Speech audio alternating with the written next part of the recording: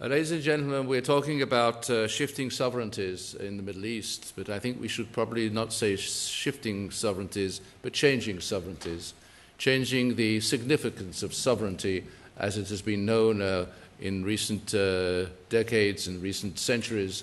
What is sovereignty and what does it entail? I think today in the Middle East, sovereignty to a large extent is at a very, very critical point in its history in the Middle East. Whether there is still sovereignty in the traditional form that we have known it is a question in itself. Because if we look around us, we find that more and more areas in the Middle East are devoid of sovereignty, and where sovereignty is not exercised and cannot be exercised.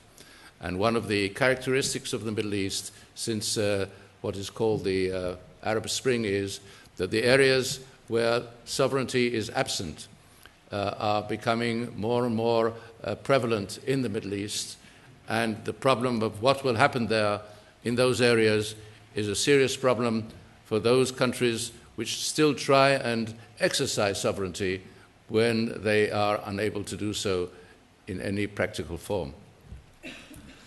But there is also, of course, the actors, the shifty actors, as we said in the name of this lecture this evening, or as we call them, the non-state actors, who are becoming, in certain aspects of the events that we are now following, prime actors, leading actors in what is happening today. And I will be addressing these non-state actors first and foremost before even talking about the states and where the states and where the leaders and the presidents and the sovereigns of state are and where they are going. There are two main non-actors in the Middle East who are having an enormous influence on events at present. The one are the Hezbollah in the north, the Shiite grouping in the south of Lebanon, and the other is the Hamas, which is in Gaza. Let us look at the Hezbollah to begin with. The Hezbollah began as a terrorist organization in the north of the Shiite majority in Lebanon. Almost 50% of the population in Lebanon are Shiites. It began as an organization which carried out terrorist acts across the border against Israel. And within the period of time that it has been active, from the 80s of the previous century till today, it has developed into a force which is a driving force and will probably be a force which will influence the outcome in Syria, which I will talk about in a minute, in probably a manner which is incomparable to any other actor in the Middle East. The Hezbollah has developed into a fighting force. It's no longer what we used to call a terrorist organization which sends in groups or squads across the border to carry out a terrorist act or to detonate a car bomb in Beirut or elsewhere. It is a fighting force. It is organized as a military fighting force. It has companies, it has battalions, it has commanders, it has areas, it has regional commanders. It is a fighting force which has shown its mettle in more than one occasion in fighting us. And I will say in all due respect that I think in recent years it has succeeded in creating a balance of deterrence with Israel. And we have this situation in which we have a state, Israel, with a constitution, with a population, with a civilian life, which a life in areas of science, technology, and whatever it is. And there is a balance between a state like Israel and a non-state actor which has terrorism as on its masthead. Hezbollah has not only developed as a fighting force, it is in constant process of upgrading its equipment. The equipment is being upgraded from several sources, from Iran, to who they owe allegiance because they are Shiites and the leadership of the Shiite forces in the Middle East are in Iran. And they also have relations elsewhere. They receive quantities of equipment and arms from the Iranians, from the Syrians, directly and indirectly from the Russians. And they also have their own development of arms. And they are now entering into areas in the military field which you would normally associate with states. One of the areas that they are now trying to enter into is the area of drones. Drones not only for the collection of information, but drones also as a means of transporting weaponry and then letting the bombs drop from a drone into whatever target you have chosen. Drone warfare now has become something in which the Middle East is experiencing in other places. But that a group like the Hezbollah would have a drone capability, this is something, I think, which one would not have expected so soon. And I believe that they are preparing for a showdown with Israel sometime in the future. They're not yet ready now. And uncharacteristically, the head of the Hezbollah only said a month ago that they do not seek a war with Israel at this time. And this was mistakenly interpreted as saying that possibly they might not seek war with us anytime and anywhere. But this is not the case. I believe what they're saying is we're not ready yet. The Hezbollah is also being supplied with a lot of surface to air missilery, anti-aircraft capabilities, since they believe they needed a response to the power of the Israeli Air Force, which has been omnipotent in the Middle East for a very long period of time. And they're preparing for themselves for this kind of showdown. But they're also very active, as I said, in Syria. They are the main fighting force on the side of Assad today. The Syrian army today is in very bad shape. They have no recruits, no new recruits for the last few years. Their units have been decimated by the forces that they have been fighting. And apart from the air capability which they have, which is used mainly in order to drop either incendiaries or all kinds of weaponry on civilian populations, as far as the units are concerned, the land units are concerned, they are not in good shape.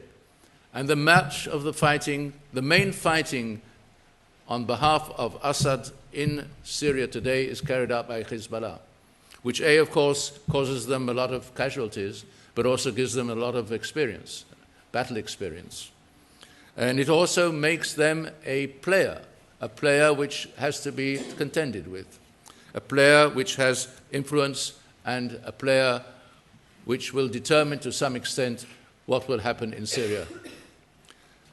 There is another actor in this drama, and that is Russia. We all know that Russia is a main supplier of arms to Syria.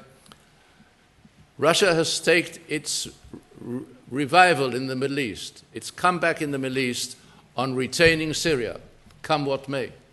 And that is why in the command posts,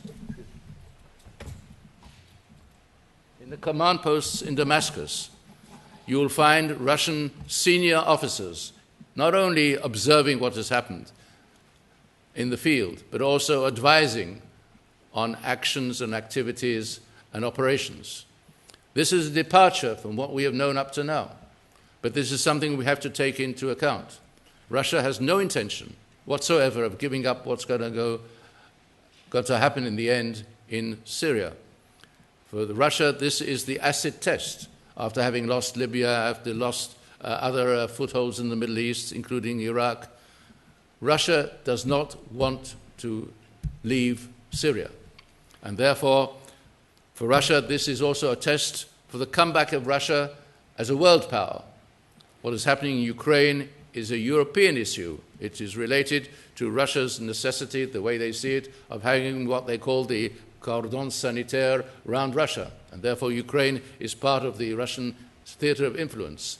Syria is a different story. Syria is the test for Russia of making it back to the seat of power around the Security Council, not only technically as a member of the Security Council, which has a veto, but also as a world power, recalling days gone by.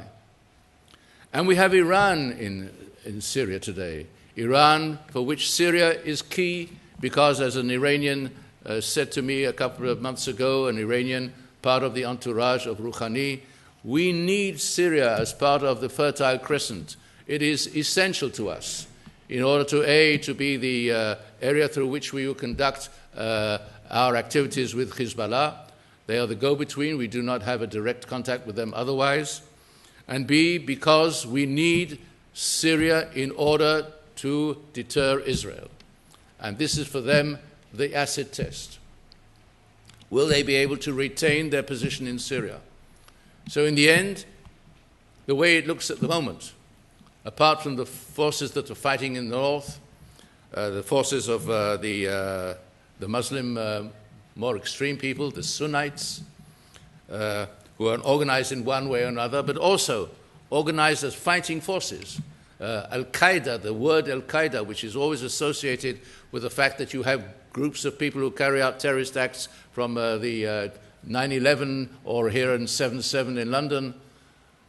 The Al-Qaeda in Syria is a totally different story. It is organized groups. It is a fighting force which is organized, maybe badly organized, but conducting conventional warfare with all that that entails. So we see this combination of non-state actor, of a major power in the world, an Iranian effort to become the hegemon in the Middle East, all of it converging on Syria with all that that entails. And with, as I said, Hezbollah being a very, very important player, maybe the most important player in the field. For us, this has consequences. After the Yom Kippur War of 1973, we signed an agreement with the Syrians on a separation line, it's called. It's not a border in the normal sense of the term. It's not a frontier. But we have a separation line. And this agreement has been internationally recognized and also is policed by the United Nations Security Council. If ultimately in Syria we're going to have an Iranian presence there, if ultimately the Hezbollah is going to be entrenched in Syria, will they respect the separation line? What will be the relationship between us and them? Will the Iranians, in effect, assume responsibility and assume the responsibility for respecting the separation line? Then we will have the beginning, possibly, of an initial mutual acceptance between us and the Iranians. If not, we do not know what this can entail. I told this Iranian I was talking to that I feared that this could be an occasion in which we would start a process of serious deterioration. And he said to me, you are threatening me. I said, I don't think I'm threatening you. I'm simply telling you what are the facts of life. And all this within the concept of what a non-state actor is doing. And we have Hamas in the south, Hamas which today, as I speak to you today, is probably at one of its lowest ebb in its history, after having suffered setbacks, having been forced to leave its traditional base in Damascus, after having been declared just recently a terrorist organization by Egypt, which is on its southern borders, totally isolated almost from the world, both physically and politically. And suddenly, at that given moment, after a year or so when we had a confrontation with Hamas, a confrontation which entailed, amongst other things, 1,500 air sorties flown against the Gaza Strip within 7 days, we reached a quasi-agreement with Hamas, in which we agreed that they would be able to do certain things that they were not allowed to do up to then. And we would allow them to receive the kind of materials which up to now we had not allowed them to receive through our checkpoints. And here again we are having this mutual deterrence, if you like. A non-state actor and Israel in a situation, in a setup which is very, very uncommon in other parts of the world. Hamas today has a military capability, despite all the setbacks it has been experiencing. Hamas today, but does have an individual capability of producing weaponry. In the last confrontation they had, they tried to get a missile as close as possible to Jerusalem, and they weren't far off the mark. And although we had our means of preventing this, and we were successful in repulsing this effort and this attack, we agreed to a ceasefire 7 days after hostilities had begun. And this point has not been lost on the countries of the Middle East. Now, as you know, the Hamas has now sort of emerged suddenly out of the doldrums. Mahmoud Abbas, the head of the Palestinian Authority, has turned to the Hamas and offered them again shall we say, to enter into an agreement in which the Hamas would become part of the leadership of the Palestinians again, that they would become a respected partner on part of the Palestinian Authority, although they have been declared worldwide as a terrorist group. And here again, the net result of this is that Hamas has been able to obtain a veto, a political veto on the discussions going on between Israel and the Palestinian Authority on a possible progress in seeking peace between us and the Palestinians. Now the Hamas will be able, at every given point in time, will be able to stand up and say, we don't agree to this or we don't agree to that, and scuttle the talks or scuttle the discussions.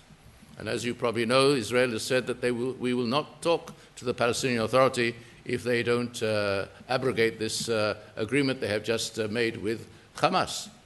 But this does not seem to be the case at the moment. So on both sides of our borders, in the north and the south, we have a non-state actor which is having an enormous effect on both the political dialogue which is going on between us and our neighbors, and on the military and the security situation which we are facing in the north and in the south. I would like to move now to say something about other actors in the region and other areas in the region. First of all, I'd like to point out that I've talked about Hamas and I've talked about Hezbollah, but those are not the only areas which are, to some extent, devoid of sovereignty. One is the Sinai Peninsula between us and the Egyptians. This has always been a buffer between us and Egypt. After we made our peace with Egypt and we have a peace agreement, the Sinai was considered to be an area which would be clear of arms and clear of forces. And according to the agreement, by the way, the Egyptians were not allowed to introduce certain types of weaponry into the Sinai Peninsula, and they honored this part of their agreement, of the peace agreement.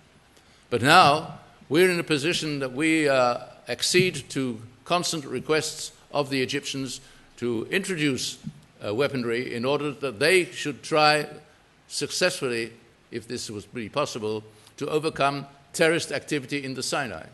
And as I speak to you today, this has not been achieved. So the Sinai, to a large extent, is a no-man's land, with all that entails, with all kinds of terrorist groups moving around there, with a lot of weaponry being sent into there. And this is a very explosive situation. Explosive in two aspects. One, it could be a launching pad for activities against Israel, and we have had several serious problems with serious attacks on our southern border, including missile attacks on Eilat, which is our southern port. And secondly, if this continues and the Egyptians have to be there, then the concept of a buffer zone with, by the way, a trip line, a small little trip line between the two sides of the buffer, which are manned by an American, a U.S. force, not a force that can actually enter into combat, but it's a tripwire in order to designate where the line is between us and Egypt. This could be in jeopardy. And this, again, could have an enormous effect on our security and our future. We have other areas where you have no sovereignty. In the north of Iraq today, the Kurdish province is, to all intents and purposes, a semi-autonomous region. and they can do whatever they like and however they like. And then you have Anbar province, which is as you know, the basis and center for the Sunnites in the region. And there again, an area which is to a large extent a no man's land. So you have areas, islands of no man's lands in the Middle East. And this, of course, could be festering in ways and means which would be extremely dangerous to all of us. I'd like to add two aspects to this grim picture, if I can call it that, somewhat grim picture. And that is that I want to add another element which I think is important in order to understand what exactly is happening today. Economics is playing a role in the Middle East, the like of which it has never played before. Iran came to the table to discuss and to negotiate on their nuclear military programs, not because they were under threat, a military threat, but because the sanctions which were imposed upon them by the international community were extremely effective. And the problem reached a point where the regime felt that if it did not enter into negotiations, it could risk losing control of the country. Simply that. So Iran, despite the fact that it is battling in Syria and elsewhere, is now engaged in a very, very frantic effort to try and restore some kind of decency to its economy in a situation in which problems are multiplying galore in two areas. One, a growing scarcity of water in Iran, drinking water in Iran, and food in Iran. The Iranian population of Iran has doubled in the last 30, 40 years. And to feed 90 million mouths and to provide for water for 90 million sore throats, this is a very, very difficult task to be able to meet. So Iran, at the moment, is also on the verge of serious decisions it has to make. And I believe that the way the negotiation will be conducted with Iran will have an enormous effect on the future of that country, on the future of Syria and elsewhere. One thing leads to another. And I would like to conclude not by talking about Egypt, but talking about another country, and that is Saudi Arabia. And I want to devote the last minutes of my talk here, my introductory talk, to Saudi Arabia. It is conventionally believed that Saudi Arabia has been one of the most implacable foes of Israel and of the Jewish people for time immemorial, certainly as of the moment that the Ibn Saud dynasty took control of the Arabian Peninsula. Ibn Saud has always been considered as the most rabid anti-Semite in modern times. And he has spoken that way, he's spoken out that way in very, very, very stark terms.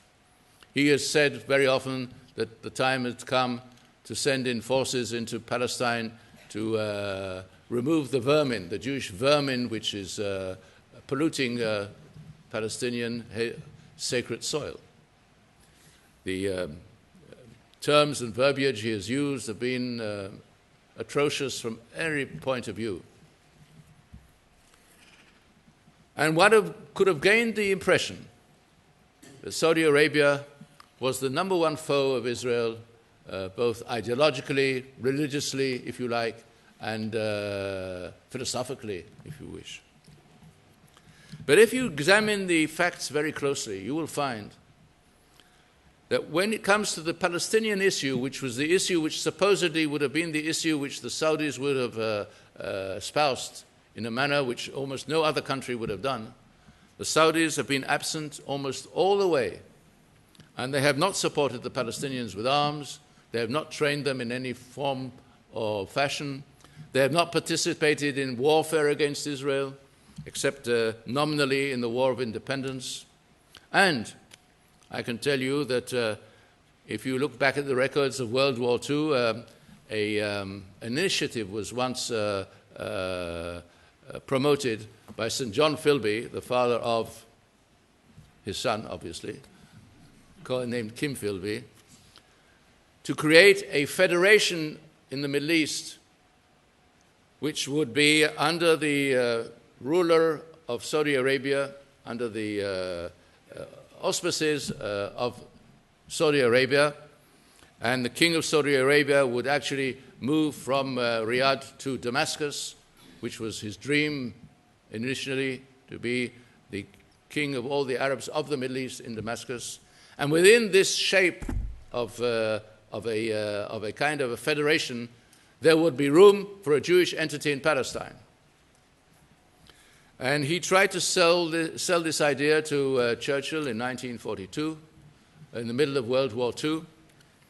And Churchill called in the president of the Zionist organization, Chaim Weizmann, and told him about it and told him this is a great secret. You must go to Washington to get the Americans to support this, because if they will support it, I will be able to support it. The way things are at the moment, I can't do it on my own.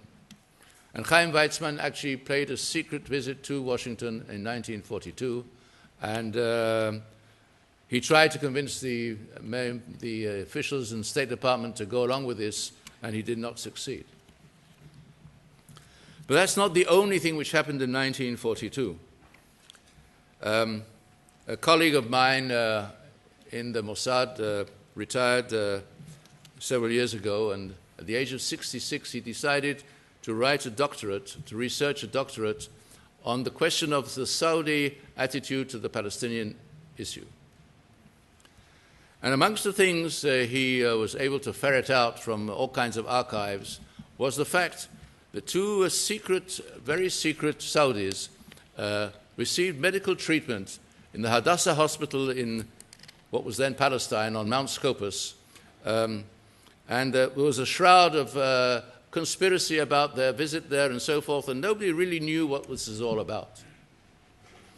Well, he went into the archives further and further, and he found there a letter on the letterhead of the House of Saud, of Ibn Saud, of the Saudi monarchy, a letter in which the writer thanked the doctors, and particularly, if I may say, the nurses of the hospital on Mount Scopus for the wonderful medical treatment that had been given to himself and to his brother. And this beautiful letter was signed Fahd. Fahd was one of the sons of Ibn Saud. He later became king of Saudi Arabia. Fahd, together with his brother Mansour, who was the first ever Minister of Defense of the Kingdom of Saudi Arabia, received vital medical treatment in the Jewish hospital, on Mount Scopus, the main hospital at that time in the Middle East, by the way, and they were grateful for it. And Fahd was the man, as a king, who first formulated the policy of Saudi Arabia to effect a peace between Israel and the Arab world. It was called the 6 Points, which later on became, in 2002, the Saudi Peace Plan, which has yet to be taken up as a major document for negotiation. Saudi Arabia is behind much of what is going on in Syria. Saudi Arabia is supporting the forces who are battling against Assad, battling against the Iranians, battling against the Russians. This is not only a battle between the Saudis and Bashar Assad. This is a battle, one of the major battles between the Sunnites and the Shiites in modern-day history. And after many, many years in which this relationship was a latent relationship of enmity, which did not break out into open warfare, now there's open warfare between the Sunnites and the Shiites. And I'd like to remind all of you that in the Middle East, whether we like it or not, the Sunnites are the majority and the Shiites are the minority. Because Egypt is Sunnite, because Turkey is Sunnite, because Saudi Arabia is Sunnite, because half of Syria is Sunnite, and so forth. And it is this element of a non-state actor. Religion is not a state. The Shiites and the Sunnites are non-state actors in a different sense, not territorially, but conceptually. And this is something which we have to take into account and to study well. There are many other issues in the Middle East which I have not touched upon. I tried to touch upon those elements which I believed are essential to understand what is happening now, here and now at the moment. And I believe, unfortunately, that these problems are not going to be resolved in the very near future. The nature of these